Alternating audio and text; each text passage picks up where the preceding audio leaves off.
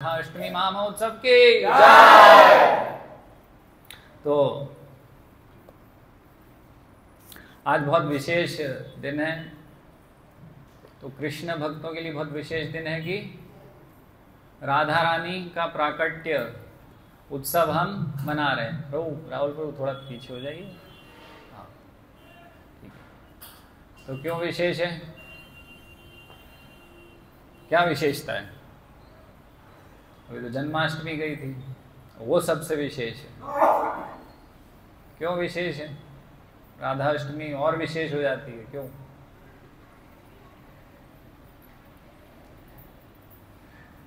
क्योंकि कृष्ण को सीधे प्राप्त करना तो संभव नहीं है। क्यों नहीं है? क्योंकि कृष्ण कहते हैं, क्या कहते हैं कृष्ण के टर्म्स एंड कंडीशंस बहुत खतरनाक हैं। उनका जो बार है ना, क्वालिफिकेशन का जो बार है, योग्यता का जो एक स्तर है, कृष्ण को प्राप्त करने के लिए उद्धव अर्जुन ऐसा स्तर चाहिए। तो हमारा स्तर है क्या? नहीं, हमारा स्तर नहीं है सर्वधर्मान परित्यज्य। क्या हम ये कर पाएंगे इस लाइफ टाइम, इस जीवन में, सर्वधर्मान परित्यज्य? किया है क्या हमने? नहीं। कर पाएंगे क्या? उस पर भी प्रश्न चिन्ह है कि सर्वधर्मान परित्यज्य तक पहुंचना तो बहुत मुश्किल है। तो क्या है, हमारी योग्यता नहीं है। योग्यता नहीं है, बिना योग्यता के चाहिए तो फिर क्या चाहिए रहता है? रिकमेंडेशन। क्या चाहिए रहता है? तो भारत में तो रिकमेंडेशन हर व्यक्ति जानता है। रिकमेंडेशन जुगाड़ लगाना, अपनी हर जगह तो जुगाड़ से ही होता है। नहीं, जुगाड़ लगानी पड़ती है यार। वो लाइन में कौन खड़ा होगा, तो कोई पहचान, जान पहचान है क्या कुछ? तो शॉर्टकट में काम होगा। तो इसी प्रकार से हमारा वो स्तर नहीं है, हम बहुत निम्न स्तर पर हैं। और निम्न स्तर से सर्वोच्च सिद्धि प्राप्त करनी है, कृष्ण प्रेम प्राप्त करना है। तो क्या करेंगे? गुरु शिष्य परंपरा के माध्यम से श्रीमती राधा रानी को प्रसन्न करने की उसका प्रयास करेंगे। तो गुरु शिष्य परंपरा में श्रील प्रभुपाद हैं, फिर हमारे विभिन्न आचार्य हैं, षड गोस्वामी हैं। तो ये षड गोस्वामी कौन है? ये षड गोस्वामी और ये जो हमारे आचार्य हैं, राधा रानी के खास लोग हैं, मंजरियां हैं। तो ये राधा रानी की सेवा में रहते हैं हमेशा। जो भगवान का धाम है गोलोक वृंदावन, तो वहाँ सबसे निकटतम लोग हैं। तो वास्तव में हमारी प्रक्रिया कैसी है? डायरेक्ट भगवान तक पहुंचने की डायरेक्ट तो है ही नहीं। कृष्ण भगवद गीता में क्या बोलते हैं? एवं परंपरा प्राप्तम इमं राजर्षि। तो परंपरागत गुरु शिष्य परंपरा के लाइन में नहीं आएंगे तो धक्के खाते रहेंगे। तो हम जो भी सेवा करेंगे, हमारी तुच्छ सेवा, बिना शुद्धि के जो सेवा है, कोई हम पूर्ण रूप से शुद्ध नहीं है, वो कैसे स्वीकार होगी? हम सेवा करेंगे हमारे गुरु की, हमारे गुरु सेवा करते हैं प्रभुपाद की, प्रभुपाद सेवा करते हैं अन्य आचार्यों की, षड गोस्वामी की, पंचतत्व की, पंचतत्व है ना। इस प्रकार से गुरु शिष्य परंपरा में फिर उसमें राधा रानी वो सेवा को स्वीकार करते हैं। और इस प्रकार से हमारी सेवा कृष्ण तक पहुंचती है कि राधा रानी इतनी उदार है कि हम जैसे पूर्ण रूप से शुद्धता का पालन नहीं कर पाते और फिर भी कुछ सेवा करते हैं, तो राधा रानी छोटी सी सेवा को भी हमारे देखती हैं, नोटिस करती हैं, आइडेंटिफाई करती हैं। वो कृष्ण को बताती है, देखो ये तो मेरे से भी अच्छे सेवा करते हैं। तो इतनी उदार है राधा रानी। राधा रानी स्वयं कौन है? तो आज हम श्रील प्रभुपाद के एक लेक्चर से, जो उन्होंने लंदन में लिया था 1971, तो वो राधा रानी की लीलाएं कृष्ण के साथ में चर्चा करना, तो कौन कर सकते हैं वो चर्चा? वो सुखदेव गोस्वामी, परीक्षित महाराज जैसे लोग कर सकते हैं, ऋषि। तो हम तो नहीं कर पाएंगे, हमारा स्तर नहीं है ना। किसी को लग रहा है कि मेरा स्तर है, मैं पूरा शरीर इंद्रियां छोड़ के, इंद्रिय भोग छोड़कर 100% केवल आत्मा के स्तर पे ही जीता हूँ और भक्ति के लिए ही जी रहा हूँ, यही करता हूँ, तो आके यहाँ पे प्रवचन दे सकते हैं बैठ के, लीलाएं सुनाएं।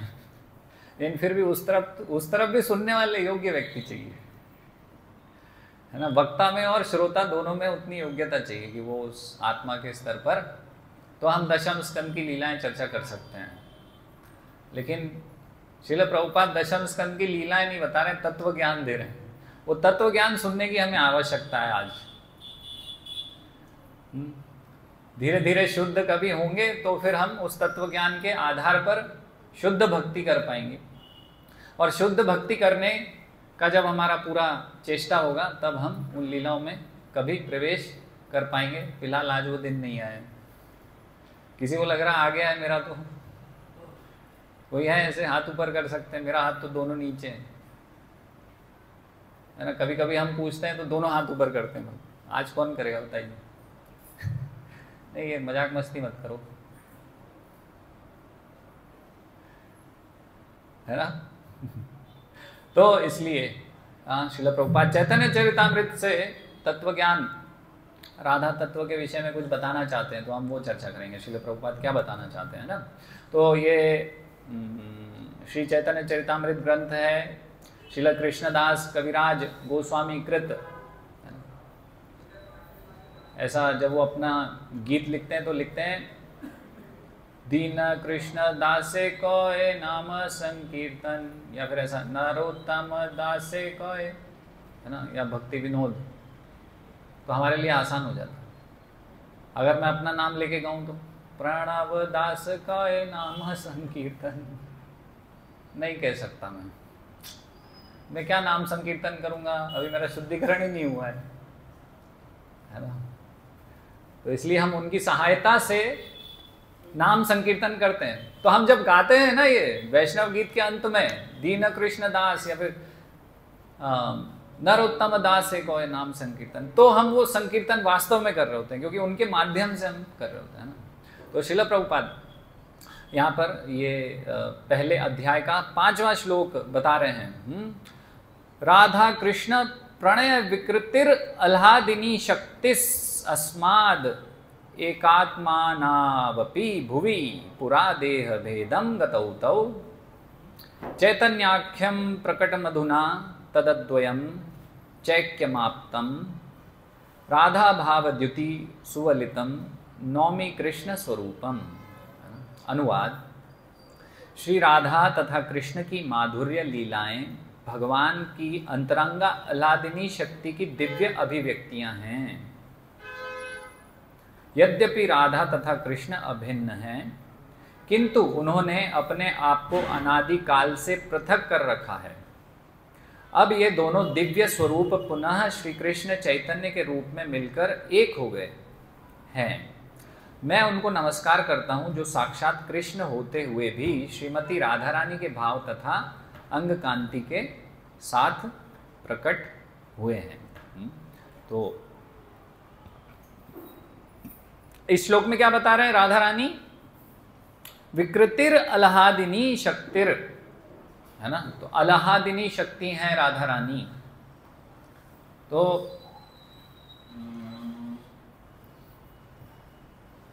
कोई इधर चल रहा है, कोई उधर, क्या है? थोड़ी देर तो शांत रही।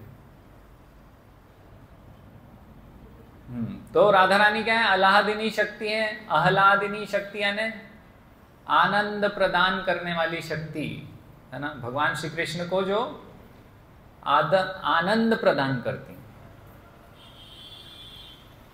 तो भगवान श्री कृष्ण की ही शक्ति है, श्री कृष्ण का ही विस्तार है। तो ऐसा श्रील प्रभुपाद बता रहे हैं कि भगवान के पास अनंत शक्तियां हैं ना। तो भगवान खुद कोई कार्य नहीं करते, प्रभुपाद ऐसे शुरुआत कर रहे हैं, है ना। न तस्य कार्यम करणम च विद्यते न तत्समश्चाप्यधिक दृश्यते परास्य शक्तिर विविधैव श्रूयते स्वभाव की ज्ञान बल क्रिया च। तो ऐसे श्रील प्रभुपाद बता रहे हैं कि भगवान के पास अनंत शक्तियां हैं, है ना। तो आह्लादिनी शक्ति हैं, आह्लादिनी शक्ति राधा रानी का मूर्तिमान स्वरूप है। तो भगवान खुद कुछ कार्य नहीं करते, उनके पास बहुत सारी शक्तियां हैं ना। सर्वत्र पाणि पादौ, है ना। इस प्रकार से श्रीमद् भगवद गीता में भी एक श्लोक में वर्णन आता है कि भगवान के सब जगह हाथ पैर हैं कार्य करने के लिए। भगवान अपने जगत में आनंद करते हैं बस, है ना। भगवान की जितनी भी लीलाएं हैं, भगवान श्री कृष्ण केवल आनंद ही कर रहे हैं उसमें, सारी लीलाओं में। तो यहां तक कि हम देखते हैं कि भगवान, एक व्यक्ति ने मुझे प्रश्न किया अभी 2 दिन पहले की बात, तो वो बोले कि अरे ये भगवान कैसे हो सकते हैं, इनको तो असुर को मारने के लिए आना पड़ता है, तो असुर मजबूर कर देते हैं कि वो यहां आ जाए। लेकिन वास्तव में समझना पड़ेगा, भगवान इसलिए भगवद गीता में ये भी बताते हैं, जन्म कर्म च मे दिव्यम एवं यो वेत्ति तत्वतः त्यक्त्वा देहं पुनर्जन्म नहीं थी। तो भगवान को मारने की आवश्यकता नहीं है, लेकिन पहला उद्देश्य क्या है, परित्राणाय साधुना। भगवान अपने भक्तों से बहुत अधिक प्रेम करते हैं, इसलिए ऐसी लीलाएं करने यहाँ पर प्रकट होते हैं। मुख्य कारण क्या है, साधुओं को दर्शन देने। राम भगवान आते हैं तो वनवास क्यों लेते हैं, क्योंकि उनकी पत्नी को कोई ले जाएगा इसके लिए, या कुछ ऐसे चल रहा है कुछ कि उनको वनवास हो गया। वन में बहुत सारे उनके भक्त हैं भाई, उनसे मिलना है, उद्देश्य ये है, तो ठीक है भाई अभी ड्रामा क्या करें, चलो वनवास करा दो। तो इस प्रकार से बहुत सारे साधुओं का कल्याण करते हैं भगवान, जब भी आते हैं उनके भक्तों का कल्याण करते हैं, दर्शन देते हैं उनको। भक्त बहुत विशेष हैं भगवान के लिए। साधुनाम हृदयम मह्यम साधुनाम हृदयम त्वअहम। भगवान के हृदय में साधुओं का वास। भगवान किस पे ध्यान करते हैं, है ना, अपने भक्त की जो सेवा है उसको स्वीकार करने में भगवान मग्न रहते हैं ना। तो इस प्रकार से तो असुरों को मारने भी भगवान नहीं जाते, है ना। द्वारिका मथुरा, तो प्रभुपाद बताते हैं कि ये जो भगवान श्री कृष्ण द्वारिका और मथुरा में गए तो वो तो वास्तव में वासुदेव है, उनका विस्तार है जो ये कार्य करते हैं।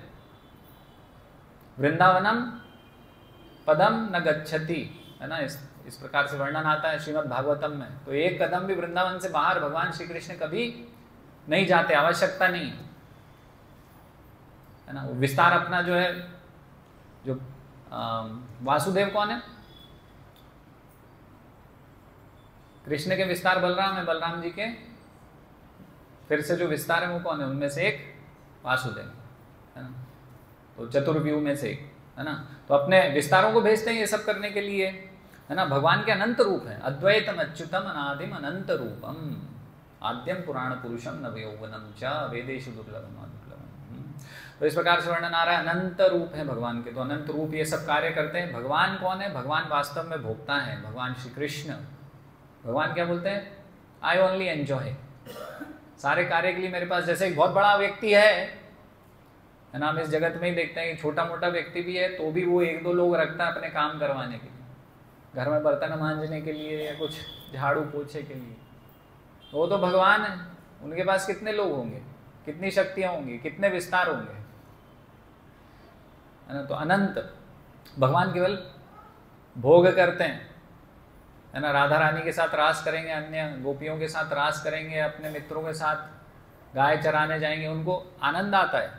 भगवान आनंद करते हैं। भगवान का एक और नाम है आनंदमय अभ्यासात, है ना। तो भगवान एंजॉयर हैं, भोक्तारम यज्ञ तपसाम से भगवान क्या बताना चाहते हैं कि मैं वास्तव में भोक्ता कौन हूं, मैं हूं, तुम नहीं हो, कोई भी नहीं है।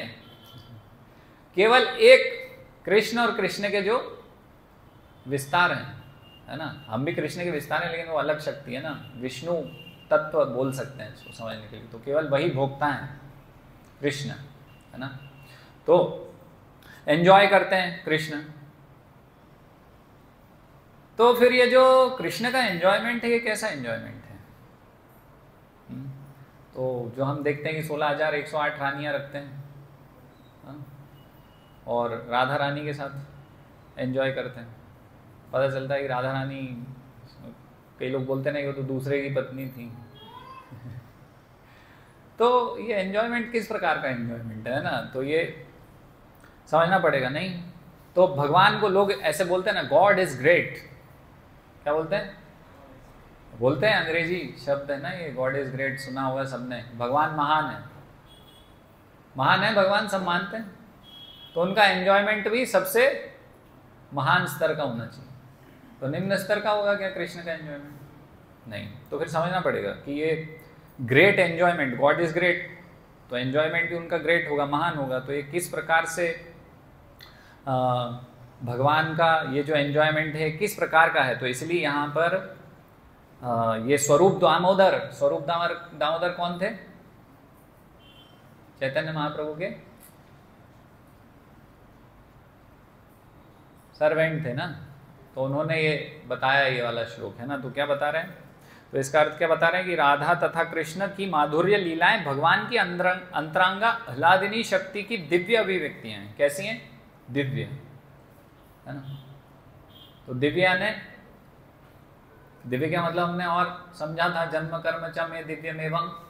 जब भगवान का हम प्राकट्य दिवस पर चर्चा कर रहे थे तो भगवान बोलते हैं कि मेरा जन्म और मेरे कर्म कैसे हैं? दिव्य हैं। तो मेरा एंजॉयमेंट कैसा होगा? मटीरियल, भौतिक भोग करूंगा मैं, ऐसा होगा क्या?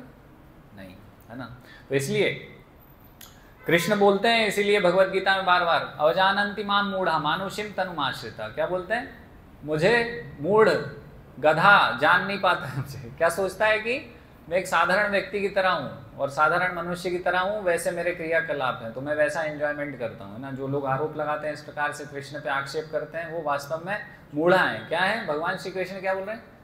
गधे हैं, वो तत्व ज्ञान नहीं है उनको कृष्ण के विषय में। इसलिए और भी अन्य श्लोक आते हैं ना, मनुष्यानाम सहस्त्रेषु कश्चित् यतति सिद्धये बहुनाम जन्मनाम अन्ते ज्ञानवान माम प्रपद्यते। तो भगवान इस प्रकार से वर्णन कर रहे हैं कि बहुत कम लोग मुझे समझ पाते हैं। लाखों लाख, सहस्त्र जहाँ लग गया वहाँ पर समझ जाइए कि अनंत की बात हो रही है शास्त्रों में, है ना। तो बहुत सारे लाखों लाखों लोग में से कुछ लोग प्रयास करते हैं, उसमें से भी कुछ लोग छटे हुए मुझे समझ पाते हैं बहुत मुश्किल से। कौन समझ पाते हैं? जो भक्त हैं भगवान के, है ना। भक्त्या माम अभिजानाति, तो वही लोग समझ पाते हैं। बाकी सब लोग किस चीज में व्यस्त हैं? क्यों नहीं समझ पा रहे मुझे? क्यों नहीं समझ पा रहे भगवान को? क्योंकि वो श्रील प्रभुपाद बता रहे हैं 4 चीजों में लगे हुए हैं। किस किस चीज में? आहार, निद्रा, भय, मैथुन। तो जो इस चीज में लगा रहेगा, रचा बसा रहेगा, वो भगवान को नहीं समझ पाएगा कि भगवान दिव्य है, भगवान के क्रियाकलाप दिव्य है ना। तो जैसा उनका चश्मा है उसी कलर में वो भगवान को भी देखते हैं, ठीक है। तो भगवान वास्तव में इस प्रकार से नहीं है। तो प्रभुपाद बताते हैं कि जो लोग कुकर सुकर, हॉग एंड डॉग, कुत्ता और सुअर का जीवन जी रहे हैं, है ना, तो वो क्या करते हैं? पहले ढूंढते हैं, where is stool, where is stool. Prabhupada क्या बोल रहे हैं? जैसे सुअर है, मल कहाँ है, मल कहाँ है। तो प्रभुपाद ऐसा क्यों बोल रहे हैं? क्योंकि वो दिखाना चाहते हैं कि ये जो मनुष्य जीवन जो इस स्तर पर जी रहा है, केवल इंद्रिय भोग की, कहाँ भोजन है, कहाँ भोजन है, कहाँ खाना है, कहाँ खाना है, तो मनुष्य भी इसी प्रकार से जी रहा है, कहाँ खाना है, कहाँ खाना है, मतलब कहाँ पैसा है, कहाँ पैसा है, ताकि मुझे खाना मिले, खाना मिले। तो प्रभुपाद इसलिए वो वैसी तुलना कर रहे हैं। तो क्या कर रहा है? Where is stool, where is stool, मल कहाँ है, मल कहाँ है। सुअर भी वही कर रहे हैं, मल कहाँ है, मल कहाँ। तो उसका भोजन वो है, उसके शरीर के अनुसार। हम बोलेंगे कि भाई नहीं, हम मल नहीं खाते, लेकिन ठीक है, आप भी भोजन खाते हो, उसका भोजन वो है, वो भी भोजन खाता है। Where is stool, where is stool, मतलब मेरा खाना कहाँ है, मेरा खाना कहाँ है। और खाना मिल गया तो खाना खा लिया, पूरा अच्छे से पेट भर लिया। Now he has stored some fat, मतलब कि थोड़ी शक्ति उसने अर्जित कर ली। प्रभुपाद ऐसा बोल रहे हैं ना। फिर शक्ति अर्जित करने के बाद where is sex, where is sex, ऐसा प्रभुपाद बोल रहे हैं अपने प्रवचन में। मतलब कि भाई स्त्री संग कहाँ है, स्त्री संग कहाँ है ना। वो थोड़ा सा एनर्जी आ गई सुअर को, तो फिर वो कुत्ते को, तो वो क्या करेगा? स्त्री संग ढूंढने निकलेगा। तो इसी प्रकार से मनुष्य भी इसी स्तर पर ही जीवन अगर व्यतीत कर रहे हैं, तो ये कैसा है? प्रभुपाद बोल रहे हैं हॉग एंड डॉग लाइफ, कुत्ता और सुअर का जीवन हम जी रहे हैं अगर यही करते हैं। हाँ, और श्रीमद् भागवतम में श्लोक आता है, निद्रिया ह्रियते नक्तम व्यवायेन च वयः, है ना। दिवाचा ह्यर्थे राजन कुटुंब भरणेन वा। तो क्या बता रहे हैं कि जो ऐसे लोगों का जीवन है वो किस में चला जाता है? रात में निद्रा लेने में और स्त्री संग करने में। सुबह का समय आया तो तुरंत उठे, आओ देखा ना ताओ, ऑफिस में जाके बैठ गए, बिजनेस की सीट पे जाके बैठ गए। क्या कर रहे हैं? दिवाचा अर्थे राजन, अर्थे पैसा कमाने के लिए दिन जा रहा है। दिन व्यतीत कैसे हो गया? और फिर कोई भक्त जाएंगे तो बोलेंगे कि टाइम नहीं है हमारे पास। क्यों? क्योंकि किस में जा रहा है समय उनका? कुटुंब भरणेन वा, है ना। दिन का समय जा रहा है कुटुंब भरणेन, कुटुंब के पेट सॉरी उदर पूर्ति के लिए, हाँ, कुछ खाने पीने की समस्या हल करने के लिए, वो अर्जित करने के लिए स्टोर करो घर में, काजू बादाम, है ना, गेहूं चावल दाल। तो इसमें समय जा रहा है। फिर रात्रि कहाँ में जा रही है? सोने में। और आजकल तो दिन भी सोने में जा रहे हैं। 1 बजे तक तो दिन ही नहीं होता। ऐसे लोग हमने देखे हैं स्वयं, है ना। ऐसा नहीं है कि ऐसे ही बोल रहे हैं, देखे हैं कि 1 बजे जाके उनको उठाए, अरे भैया वो थोड़ा सा ऐसे कुछ काम था ना, याद दिलाए, तो ओह चलो ठीक है, अच्छा गुड मॉर्निंग। तो ऐसे होता है। तो वास्तव में ये कुकर सुकर की जीवन की तरह अपना जीवन व्यतीत कर रहे हैं। लेकिन प्रभुपाद बता रहे हैं कि तपस्या के लिए मनुष्य जीवन है, इसके लिए नहीं है। तत्व जिज्ञासा के लिए, तपस्या के लिए मनुष्य जीवन प्राप्त होता है। तपसा ब्रह्मचर्येण समेन दमेन वा, है ना। श्रीमद् भागवतम में बताया इंद्रिय संयम और तपस्या करने के लिए मनुष्य जीवन है। लेकिन बहुत कठिन है, इसलिए कलयुग में बहुत कठिन हो गया है। तो प्रक्रिया भी बहुत सरल चैतन्य महाप्रभु ने प्रदान करी है। क्या बोला है? हरेर नाम एव केवलम कलौ नास्तेव गतिरन्यथा। तो सरल कर दिया उस प्रक्रिया को। चलो ठीक है, थोड़ा नियम पालन करो 4, और हरे कृष्णा कृष्णा कृष्णा हरे हरे, हरे राम राम राम हरे हरे। तो प्रक्रिया सरल है, उच्च गति की, सर्वोच्च गति की प्रक्रिया बहुत सरल है। भगवान का नाम लेना है, जिह्वा को भगवान की सेवा में लगाना है ना। तो आत्मा को कहा गया है सर्वगः। सर्वगः क्यों कहा है? सर्वगः जैसे कि हम देखते हैं नारद मुनि है, नारद मुनि सर्वगः हैं। कैसे? नारद मुनि कहीं भी किसी भी प्लेनेट पे जा सकते हैं, किसी भी ग्रह में जा सकते हैं, कहीं भी वैकुंठ भी चले जाएंगे। एक क्षण में वैकुंठ, दूसरे क्षण में गोलोक वृंदावन, तीसरे क्षण में यहाँ पर पृथ्वी पे, नरक में भी चले जाएंगे, वहाँ भी कुछ कीर्तन करके आएंगे, भगवान का नाम गुणगान करेंगे। तो सर्वगः, आत्मा सर्वगः है, आत्मा कहीं भी जा सकती है। लेकिन ये भौतिक शरीर सर्वगः नहीं है ना। तो ये नारद मुनि की तरह दुर्वासा मुनि का भी उदाहरण आता है शास्त्रों में।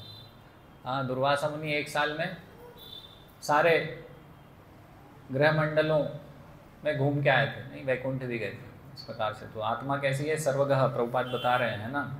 तो हम चर्चा कर रहे थे विविध शक्तियों की भगवान की, है ना। तो भगवान की 3 प्रकार की शक्तियां हैं, है ना। कौन कौन सी शक्तियां हैं? तो तत्वतः 3 शक्तियां हैं। एक तो तटस्था शक्ति है, बहिरांगा शक्ति है और अंतरांगा शक्ति है ना। तो तटस्था शक्ति कौन है? जीवात्मा तटस्था शक्ति है। तो तटस्था शक्ति को तटस्था क्यों बोला जाता है? तटस्था इसलिए बोला जाता है क्योंकि तट पर जैसे कि लहरें होती हैं, तो वो किस प्रकार होती हैं? कभी तो समुद्र में, कभी तो तट पर, पृथ्वी पर। तो इसी प्रकार से तटस्था शक्ति क्यों है? क्योंकि हमारा अस्तित्व इस प्रकार से, अगर हम भगवान की परम सत्ता को स्वीकार करते हैं तो भगवान के जगत में होते हैं। कहाँ होते हैं? वास्तविक घर कहाँ है हमारा? भगवान के जगत में। और भगवान से कुछ विरोध होता है तो फिर कहाँ आ जाते हैं? इस भौतिक जगत में आ जाते हैं, है ना। तो इस प्रकार से श्रीमद् भगवद गीता में श्लोक आता है, मैं ये परम भगवान है। परम भगवान कौन है? बहुत अच्छी पुस्तक है ये, आप ले सकते हैं। नहीं, अभी जैसे कि अभी गणेश जी आ गए तो हम सोच रहे हैं गणेश जी भी तो भगवान हैं, उनकी भी सेवा करनी चाहिए। कुछ लोग ऐसा बोलते हैं। गणेश जी भी भगवान है, दुर्गा जी भी भगवान है, शिव जी भी भगवान है, हमारे गली मोहल्ले में भी भगवान रहते हैं, साईं बाबा भी भगवान है ना, कोई एक महान बाबा भी भगवान ही है, उन्हीं का ही रूप है। तो वास्तव में भगवान कौन है इस पुस्तक में बहुत अच्छे से दिया गया है। आज जरूर ये लेके जाइए। और छोटी सी पुस्तक है, बहुत बड़ी पुस्तक नहीं है। राधा रानी के विषय में भी अभी मैं कुछ इसमें से पढ़ने जाऊंगा, अलादिनी शक्ति, जिसके विषय में हम चर्चा करेंगे। तो बहुत अच्छी पुस्तक है। परम भगवान कौन है, एक वरिष्ठ शिष्य हैं, है ना, उन्होंने लिखी है गुरु शिष्य परंपरा में। तो बहुत बढ़िया पुस्तक है, लेके जाइएगा, पढ़िएगा इसको, बहुत आनंद आएगा। तो जीव दो प्रकार के होते हैं ना, ये भगवत गीता में बताया गया है, च्युत और अच्युत। भौतिक जगत में प्रत्येक जीव च्युत शर होता है, मतलब कि गिरा हुआ, निम्न। और आध्यात्मिक जगत में प्रत्येक जीव अच्युत, अक्षर कहलाता है ना। अपनी वास्तविक स्थिति में हम कहाँ होते हैं, गोलोक वृंदावन में, भगवान के धाम में, भगवान की सेवा कर रहे होते हैं, आध्यात्मिक जगत में होते हैं। और इस भौतिक जगत में कैसे आ जाते हैं, भगवान से कुछ हमारा विद्रोह, है ना। अभी भी विद्रोही हैं हम, 100% तो अभी हम सब भगवान की सेवा में आए नहीं है, कुछ ना कुछ अभी भी विद्रोह अंदर बाकी है। तो इसलिए हमारी अभी की स्थिति कैसी है, निम्न शर स्थिति है ना। इस जगत में हम फंसे हुए हैं। और बहिरांगा शक्ति के अंतर्गत है। पहली शक्ति कौन सी, तटस्था शक्ति, दूसरी कौन सी है, बहिरांगा शक्ति। और एक हमने शक्ति चर्चा करी, अलादिनी शक्ति, अंतरांगा शक्ति, है ना, श्रीमती राधा रानी। तो बहिरांगा शक्ति क्या है, ये भौतिक प्रकृति जो 3 गुण में कार्य करती है, 3 गुण में हमें बांधे रखती है ना। तो इसमें हम बंधे रहते हैं ना। भगवान भगवत गीता में बता रहे, मया अध्यक्षेण प्रकृति सूयते सचराचरम हेतु नाने में कौनते हैं जगद्द्वी परिवर्तते। तो वास्तव में ये जो भगवान श्री कृष्ण हैं, उनकी शक्ति है बहिरांगा शक्ति, उनके नियंत्रण में कार्य करती है, स्वतंत्र नहीं है ना। तो माया अध्यक्षेण, भगवान की अध्यक्षता में, भगवान अध्यक्ष हैं इस भौतिक प्रकृति, तो उनके कंट्रोल में ये कार्य करती है। और भगवान बोल रहे हैं माम उपेत्य पुनर्जन्म दुखालय अशाश्वतम। और जो माम उपेत्य मतलब पूरा शरणागत हो जाता है भगवान श्री कृष्ण को, तो इस दुखालय अशाश्वतम में फिर वो नहीं आता, है ना। जब ये शरीर छोड़ेगा वो व्यक्ति, तो कहाँ पहुंचेगा, नापनुवंती महात्मानः, ऐसा महात्मा जो कि भगवान श्री कृष्ण की भक्ति करता है, इस जीवन में शुद्ध भक्ति करता है, तो समसिद्धिम परमाम गता, समसिद्धि प्राप्त होगी। कहाँ जाएगा, भगवान श्री कृष्ण के धाम जाएगा। ये बहिरांगा शक्ति को छोड़ के कहाँ जाएगा, भगवान श्री कृष्ण के धाम को पहुंचेगा। अंतरांगा शक्ति क्या है भगवान की, राधा रानी। तो बहिरांगा शक्ति में भी रहें, लेकिन निर्भर किस पे रहें, अंतरांगा शक्ति पर भगवान की, है ना। तो हम क्या करते हैं, इस भौतिक जगत में रहते हैं, बहिरांगा शक्ति में रहते हैं, 3 गुणों में रहते हैं, लेकिन 3 गुणों के परे त्रिगुणातीत भगवान की जो शक्ति है, भगवान का जो आध्यात्मिक विस्तार है, उस पर हम ध्यान केंद्रित करते हैं। भगवान जो स्वयं आध्यात्मिक हैं, उन पर हम ध्यान केंद्रित करते हैं। तो हमारा ध्यान इस भौतिक जगत में होते हुए भी इस भौतिक जगत में नहीं रहता, मतलब कि भक्त का ध्यान इस भौतिक जगत में भी रहते हुए भी इससे डिटैच रहते हैं, अनासक्त रहते हुए भगवान के धाम के विषय में, भगवान की लीला, भगवान के लीला परिकर, है ना, इस प्रकार से सब इस पर ध्यान होता है, भगवान पर ध्यान होता है, भक्तों पर ध्यान होता है। तो ये प्रक्रिया है कि भगवान के धाम को हम इस बहिरांगा शक्ति को छोड़कर कैसे पहुंच सकते हैं। इस बहिरांगा शक्ति ने हमें जकड़ रखा है, पकड़ रखा है बहुत बुरी तरीके से। दुर्दांत है ये, क्या बोला है भगवान ने, मम माया दुरत्यया। तो ये जो भौतिक जगत है, ये भगवान की बहुत खतरनाक शक्ति है, इसने हमें जकड़ रखा है। हाँ, तो इससे बचने का तरीका कैसा है, भगवान की शरण, है ना। जैसे हम बार बार उदाहरण लेते हैं कि किसी के घर गए तो बहुत खतरनाक कुत्ता है, वो हमें चीर फाड़ देगा। इन मालिक को बुलाते हैं, मालिक जो भी नाम है उसका, उसको बुलाएंगे, अरे भाई इसको रोको, तो वो क्या करेगा, टॉमी साइड में।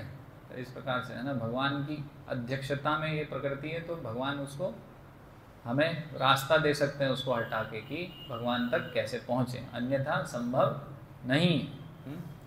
और भगवान को भी डायरेक्ट मनाना, प्राप्त करना, प्रसन्न करना, वो भी संभव नहीं है। हमारी स्थिति बहुत तटस्था शक्ति यानी कि अणु शक्ति, अणु यानी लघु, लघु यानी बहुत छोटा, इनफाइटेसिमल। तो इतनी छोटी शक्ति कहाँ से इतनी खतरनाक भगवान की माया को पार करेगी?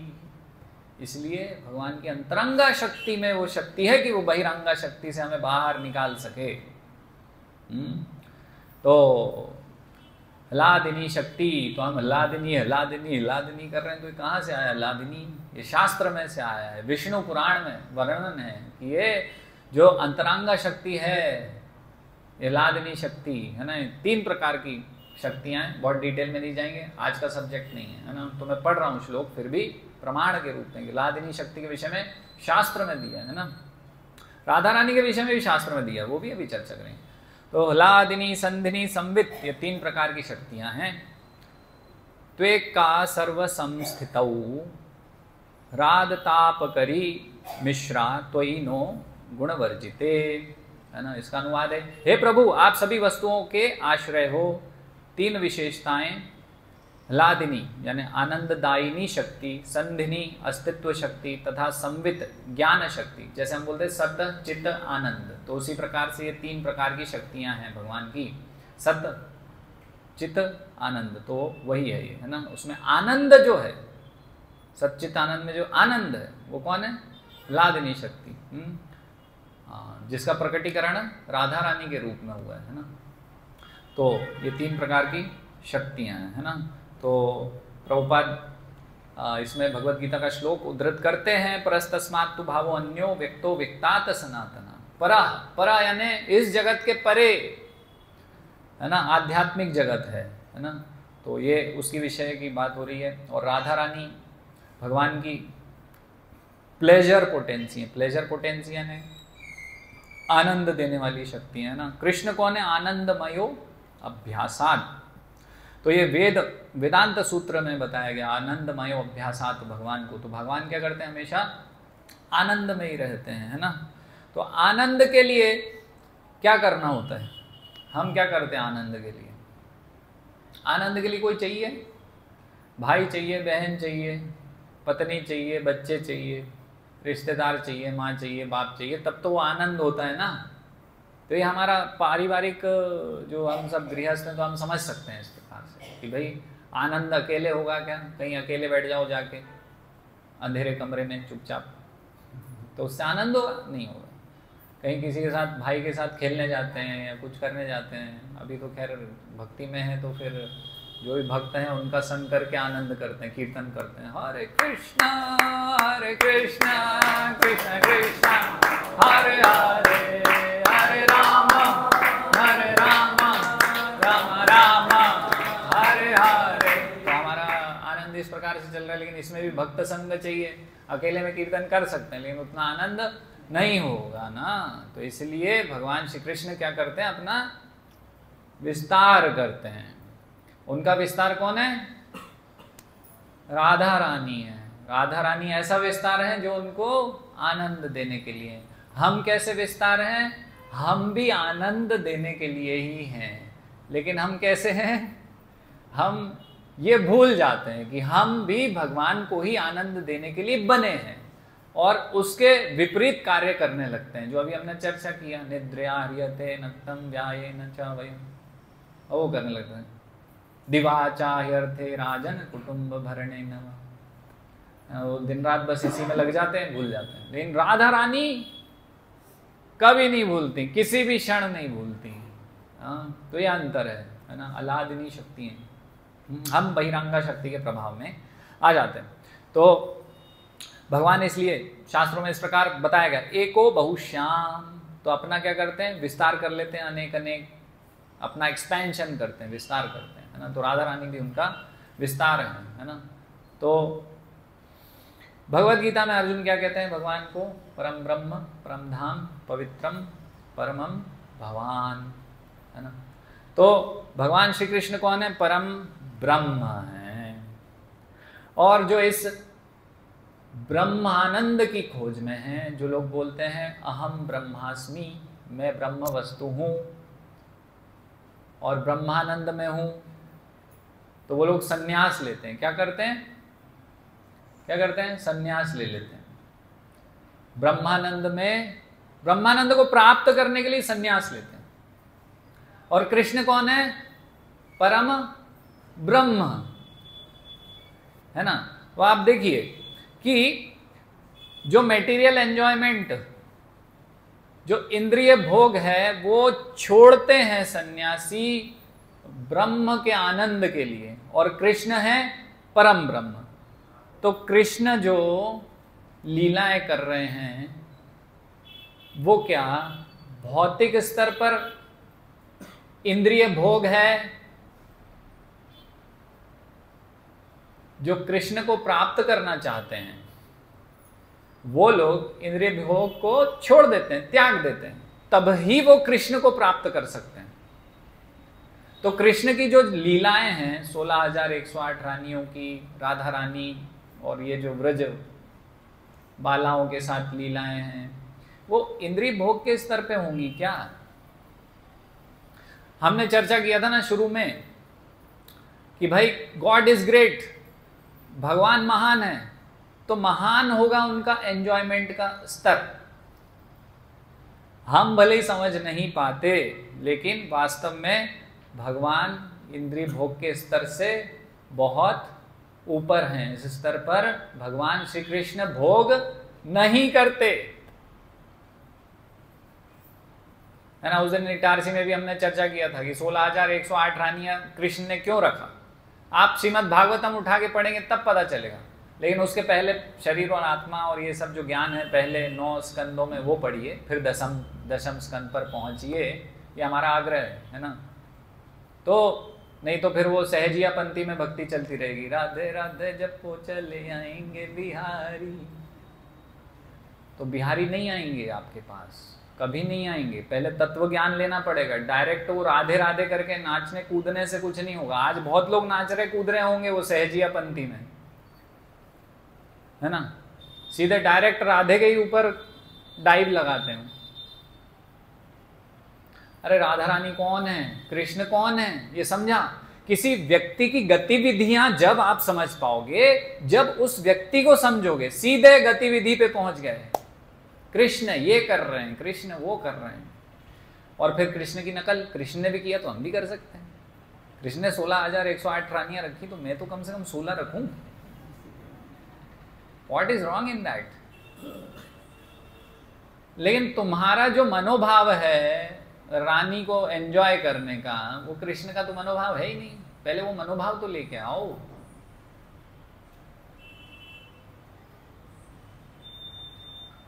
तो मनोभाव चाहिए पहले वो मनोभाव।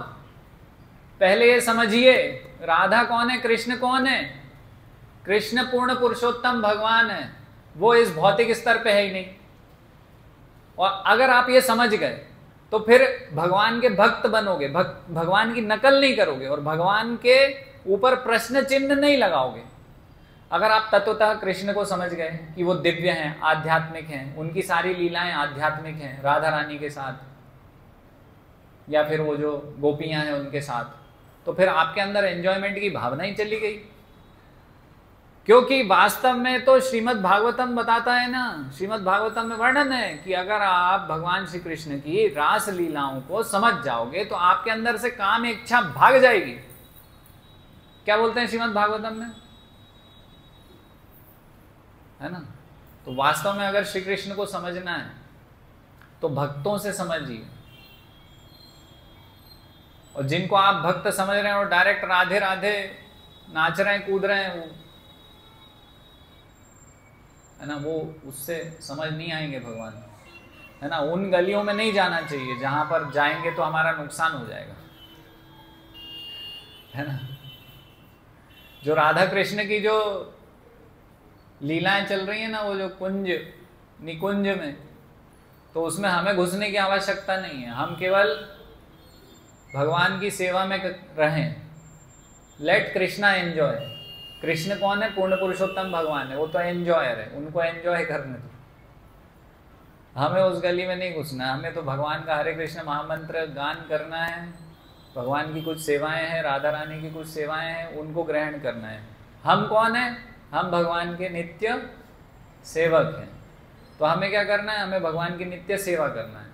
Let him enjoy, let me do my, let him enjoy let me do my सेवा। मैं अपनी सेवा करूं, वो भोगता है तो उनको एंजॉय करते हैं। और उनका एंजॉयमेंट भौतिक नहीं है। 16,108 रानियों वाली का जो कथा है उसमें क्या बताया गया है, वो नरकासुर था ना, उसका नाम कुछ और था वैसे, उसमें क्या था, भौमासुर। तो वो सब रानियों को लेकर उसने बंदी बना लिया था। अब कृष्ण ने छुड़ाया और बोला, उसको मार वार के बोला भाई जाओ अभी तुम जहाँ जाना है। तो क्या हुआ फिर, उन्होंने कहा आप कहाँ जाएं, तो कहीं के रहे ही नहीं। कौन रखेगा, ना माँ बाप रखेंगे ना समाज रखेगा। पहले के समय बहुत स्ट्रिक्टनेस थी ना, आज के जैसा थोड़ी है। कहीं भी जाओ कुछ भी कर लो, चल जाएगा, कोई बात नहीं बेटा, ठीक है, वेल डन। तो अब कृष्ण क्या करते हैं, कृष्ण एक क्षत्रिय है, राजा है। भगवान भी भूल जाओ तो क्षत्रिय राजा के पास अगर कोई शरणागत होके जाए तो वो भी उनको नहीं त्यागते, तो वो तो भगवान है, वो कैसे त्यागेंगे। और वास्तव में ये जो जितनी भी ये सब थी, ये सब गोपियां और ये सब, इनमें से तो बहुत सारे ऋषि मुनि और ये सब थे ना। कुछ उसमें से वेद शास्त्र हैं, कुछ अलग अलग प्रकार की वो गोपियां जो हैं, वो अलग अलग प्रकार के विस्तार हैं, शास्त्रों का विस्तार, ऋषियों का पुनर्जन्म, जो भगवान के साथ इस प्रकार से लीला करना चाहते हैं। और भगवान का प्रेम कैसा है, शुद्ध प्रेम है अपने भक्तों से। तो शुद्ध प्रेम से भगवान ये सब लीलाएं करते हैं, और हम शुद्ध नहीं हैं, इसलिए इन लीलाओं में हमारा प्रवेश वर्जित है। इसलिए तत्व ज्ञान वाली कथा सुनो, सहजिया पंक्ति वाली राधे राधे मत सुनो, उससे बर्बाद हो जाएगा सब कुछ, बर्बाद हो जाएगा आपका मनुष्य जीवन, नष्ट हो जाएगा।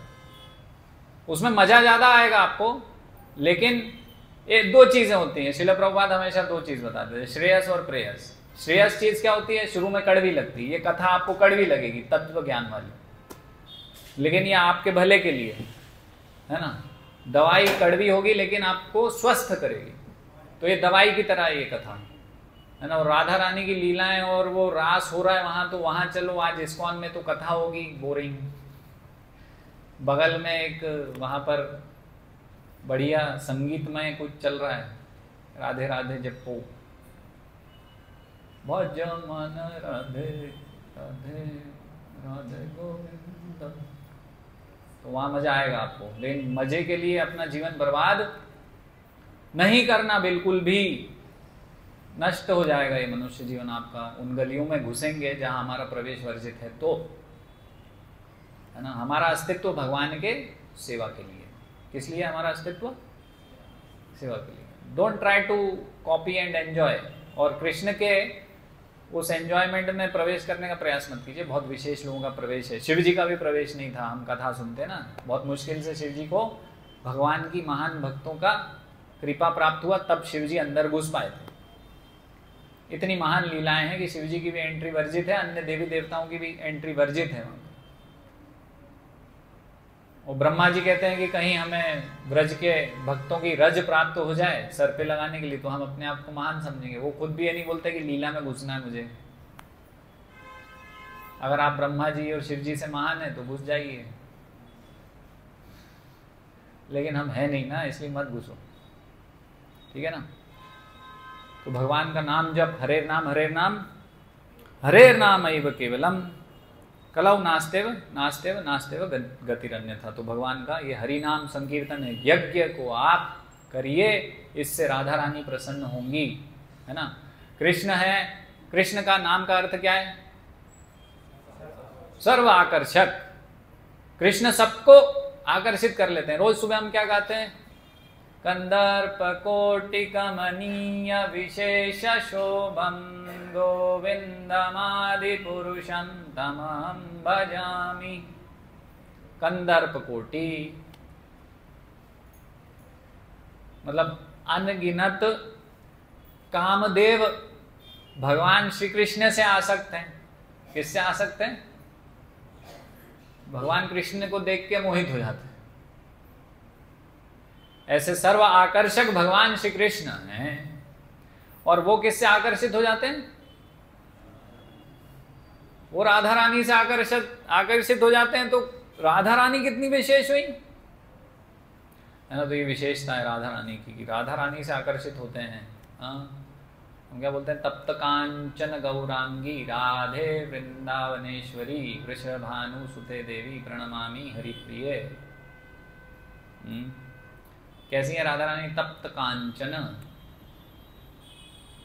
पिघले हुए सोने के समान, मोल्टन गोल्ड, ये उनका शरीर का अंग कांति। तप्त कांचन गौरांगी राधे वृंदावनेश्वरी, वृंदावनेश्वरी हैं।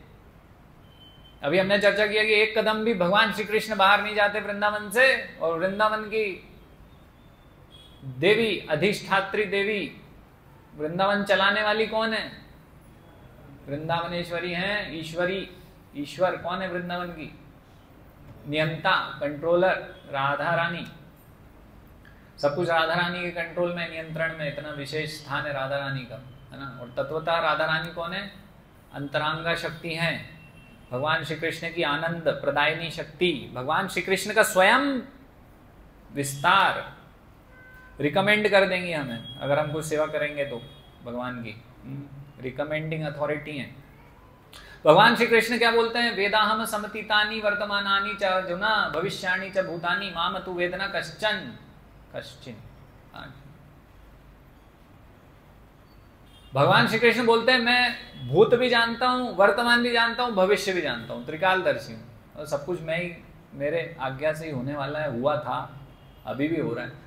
तो क्यों नहीं जानेंगे कृष्ण? लेकिन कृष्ण राधा रानी के भाव को नहीं पकड़ पाते।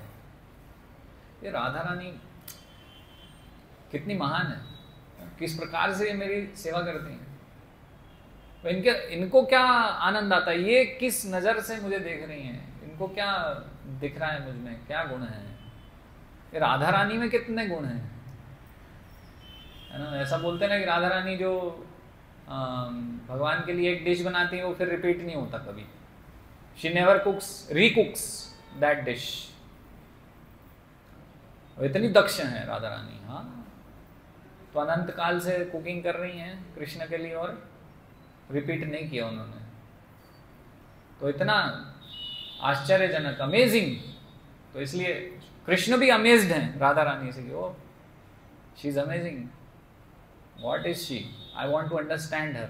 मैं जानना चाहता हूँ ये राधा रानी कौन है, कैसी हैं, इनको क्या दिखता है मुझ में,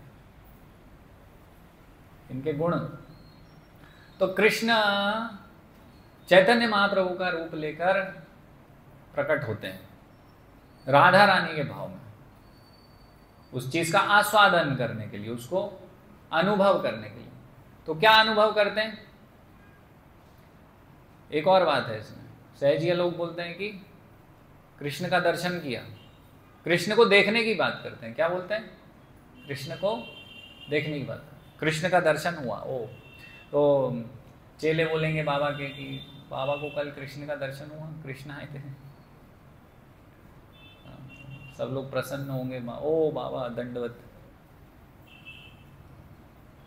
मैं कृष्ण को दर्शन डायरेक्ट करने का। और रास में, कल बाबा रास में थे, कल रास चल रहा था, तो बाबा देख के हैं, बाबा को दंडवत किया और देखा भक्तों ने, तो बाबा प्रसन्न हो रहे, हाँ कल हम रास में थे।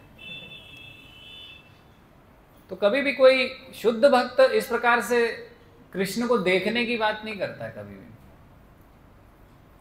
चैतन्य महाप्रभु तो स्वयं कृष्ण ही हैं।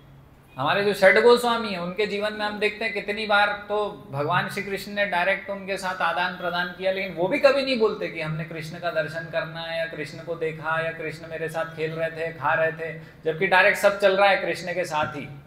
खा रहे पी रहे, वो बिना नमक का दे दिया तो कृष्ण ने नमक मांग लिया, नमक बोले इसलिए मैंने मना किया था, मेरे पास नहीं है नमक, जाओ यहाँ से।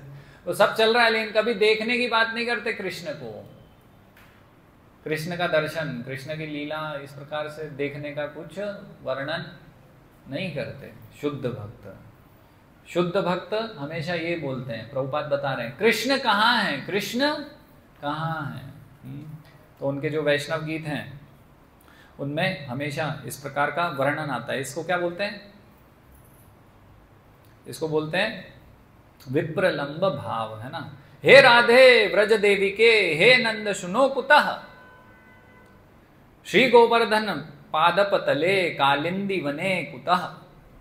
कुतः, कृष्ण कहाँ हैं? ये गोवर्धन के तल पर हैं, कहीं विचरण कर रहे हैं गैया लेके। कालिंदी यमुना के तट पे हैं, कहाँ है कृष्ण? कुतः, कहाँ है कृष्ण, कहाँ है? इसी प्रकार का भाव हम देखते थे। चैतन्य महाप्रभु हमेशा कृष्ण को ढूंढते रहते थे। उनको घर में बंद करके रखते थे, लेकिन फिर वो पता चला कि कहाँ है चैतन्य महाप्रभु, ढूंढो ढूंढो ढूंढो, समुद्र में डूब गए, कहीं चले गए। कुतः, कृष्ण कहाँ हो, कृष्ण कहाँ हो? कृष्ण को ढूंढ रहे हैं। विप्रलंब, कृष्ण को मिस कर रहे हैं। क्या कर रहे हैं कृष्ण को? है ना, आजकल बहुत चलता है ये सब, आई मिस यू।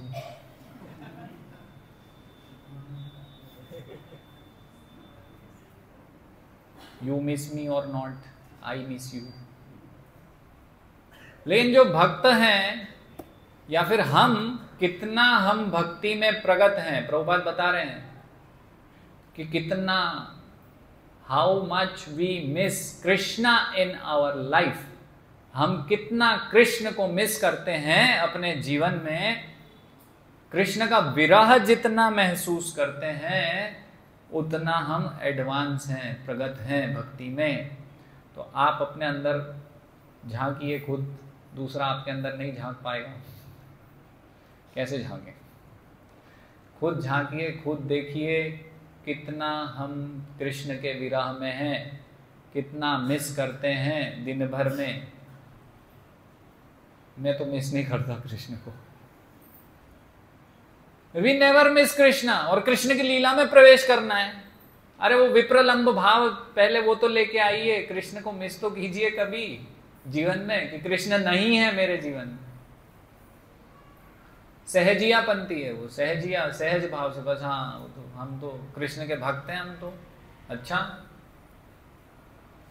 कभी कृष्ण को जिंदगी में मिस नहीं किया और कृष्ण भक्त हो गए। दुनिया भर की चीजों को मिस करते हैं, ये नहीं है, वो नहीं है, इसकी कमी है, उसकी कमी है जीवन में। कृष्ण को छोड़ के सब मिस करते हैं और फिर भी सोचते हैं कि हम भक्त हैं। हाँ, तो कृष्ण को दर्शन की बात नहीं करता कोई भी भक्त। कृष्ण को देखा कि नहीं देखा, कल वो लीला हुई थी कि नहीं। कृष्ण को हर क्षण चैतन्य महाप्रभु मिस किया करते थे। वो राधा रानी के भाव में थे। ये राधा रानी का भाव है तो हम बोलते हैं राधे राधे, लेकिन हमें कुछ कृष्ण को कभी मिस नहीं किया। तो राधा का भाव तो हमने जीवन में कभी समझा नहीं। तो राधा रानी का भाव है विप्रलंब भाव, हमेशा कृष्ण से विरह महसूस करती हैं। तो इसलिए हमारे जो आचार्य हैं उसी भाव को प्रदर्शित करते हैं। तो हम देख सकते हैं हमारे जीवन में हम कितना कृष्ण को मिस करते हैं। तो कृष्ण को देखने की बात आती है, तो कृष्ण को देख कैसे सकते हैं बताइए। इस प्रश्न के साथ हम थोड़ा श्लोक देख के यहीं समाप्त करेंगे। तो कृष्ण को कैसे देख सकते हैं?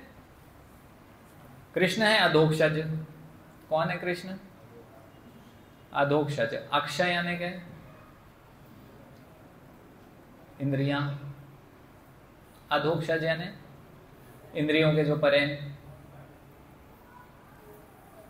तो इंद्रियों के परे व्यक्ति को देखने का तरीका क्या है? ये बटन, ये मेटीरियलाइज नहीं। अतः श्री कृष्ण नाम आदि, कृष्ण नाम आदि मतलब कि कृष्ण को कैसे देखेंगे? अतः श्री कृष्ण नाम आदि न भवेत ग्राह्यम इंद्रियैः। इंद्रियों के माध्यम से कृष्ण का दर्शन कभी नहीं होने वाला है। कैसे होगा? सेवोन्मुखे ही जिह्वादौ। जिह्वा को सेवा में लगाना पड़ेगा। अब जिह्वा के साथ एक और इंद्रिय आती है। वैसे सारी इंद्रियां भगवान की सेवा में लगनी चाहिए, जैसे कि अम्बरीश महाराज लगाया करते थे, है ना। लेकिन फिर भी विशेष इंद्रिय जिह्वा। क्या करना है? हरे कृष्णा कृष्णा कृष्णा हरे हरे, हरे राम राम राम हरे हरे। और फिर इसके बाद प्रसाद होगा, प्रसाद खाना है भगवान का नाम लेके, है ना। प्रसाद के पहले लेकिन आरती हुई है। तो भगवान का नाम, ये विधि है। भगवान का नाम जिह्वा को, दिव्य व्यक्ति को, आध्यात्मिक व्यक्ति को आध्यात्मिक तरीके से ही देख सकते हैं। कैसे देखेंगे? फिर वो हृदय में भगवान ही प्रकट होंगे स्वयं, उनकी कृपा से। जब हम भगवान का नाम लेंगे, भगवान के भक्तों की कृपा मिलेगी तो नाम लेंगे, फिर भगवान की कृपा से भगवान का दर्शन हमें होगा। तो ये जो श्लोक था इसका तात्पर्य अनुवाद एक और बार पढ़ रहा हूँ और यहीं फिर समाप्त करेंगे। तो श्री राधा तथा कृष्ण की माधुर्य लीलाएं भगवान की अंतरंगा हलादिनी शक्ति की दिव्य अभिव्यक्तियां हैं, दिव्य अभिव्यक्ति। यद्यपि राधा तथा कृष्ण अभिन्न हैं, राधा और कृष्ण एक ही हैं यद्यपि, किंतु उन्होंने अपने आप को अनादिकाल से पृथक कर रखा। अनादिकाल से लेकिन पृथक हैं, है ना। भगवान की सेवा के लिए भगवान ने विस्तार किया, दो हो गए, है ना, लेकिन हैं एक ही, कृष्ण ही है वो। राधा रानी कौन है? कृष्ण ही है। जो ऐसे देखते हैं मूर्खतापूर्ण की राधा रानी एक स्त्री है, कृष्ण एक पुरुष है, और इनका ये जो संबंध है अवैध संबंध है, वो महाधूर्त है। अब ये दोनों दिव्य स्वरूप पुनः श्री कृष्ण चैतन्य के रूप में मिलकर एक हो गए हैं। मैं उनको नमस्कार करता हूं जो साक्षात कृष्ण होते हुए भी श्रीमती राधा रानी के भाव तथा अंग कांति के साथ प्रकट हुए हैं। हरे कृष्णा। तो समय अधिक हो गया, कोई प्रश्न नहीं लेंगे यहाँ पर। हम पुस्तक टेबल पर प्रश्न उत्तर कर सकते हैं, चर्चा कर सकते हैं इस विषय में। फिलहाल अभी आरती होगी। श्री चैतन्य चरितामृत की जय, श्रील प्रभुपाद की जय, श्री राधा अष्टमी महामहोत्सव की जय।